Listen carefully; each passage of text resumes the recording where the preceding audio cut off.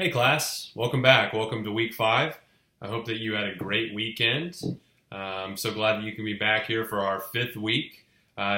Before we get going, I want to remind you that today is actually the last day to take our first exam, which covers chapters 1 through 4. I know a lot of you have already taken that, so if you have, go ahead and disregard this portion of the video. I'm really impressed with the results so far. So if you haven't taken the exam, best of luck to you, and make sure you get that done before tonight by 11:59 p.m. That is the due date for the exam. So there's that. Once you're finished with that, great. We can move on to week 5. Week 5, we're actually jumping into a new chapter, which is chapter 5, and it's on learning. It's pretty interesting. We're going to be learning about learning. We're going to be focusing primarily on 2 forms of associative learning: classical conditioning and operant conditioning. When you hear that word conditioning, you should just mentally replace it with the word learning. So classical learning and operant learning. Then we'll look at observational learning.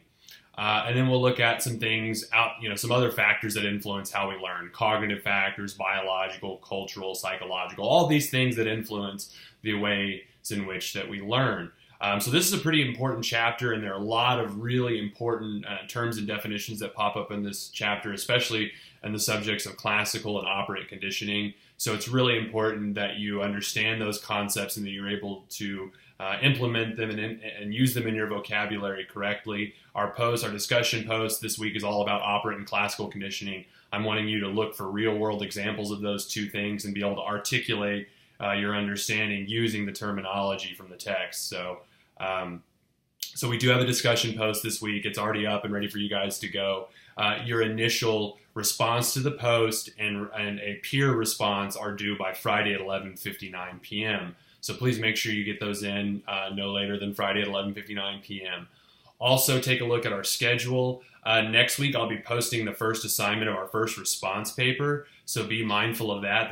That's on the near horizon. It's just a short reflection paper over something some media I'm going to have you watch, and then just reflect on what you watched.